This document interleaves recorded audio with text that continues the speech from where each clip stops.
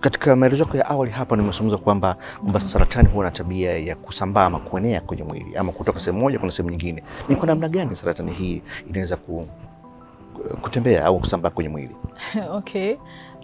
Saratani yenyewe kama nilivyoongea ndio maana inaitwa saratani, kwamba inakuwa na hiyo tabia ukilinganisha na seli nyingine ambazo zikikua zinatulia pale pale kwenye eneo lake lilikoanzia. Kwa hiyo saratani inatembea na ziko aina nyingi za hii saratani kutembea kwenye mwili wa binadamu. Inatembea kwa kwenyewe kukua pale pale. Kwa mfano kama ukiona kiuvimbe sehemu fulani, ule uvimbe unavyozidi kukua inamaanisha kwamba inaenda kushambulia misuli au sehemu nyingine za jirani.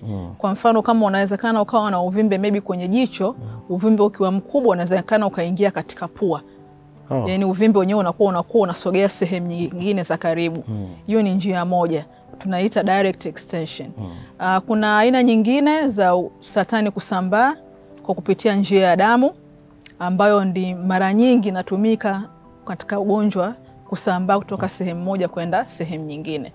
Naam.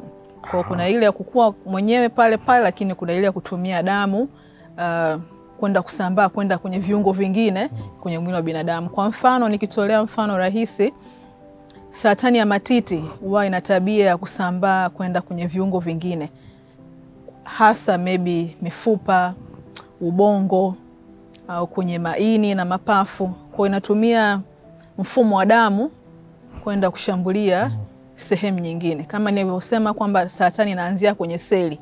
Kwa zile seli zinazotengenezwa zinaingia katika mfumo wa damu and then zinasambaa kwenda katika sehemu nyingine za mwili wa binadamu.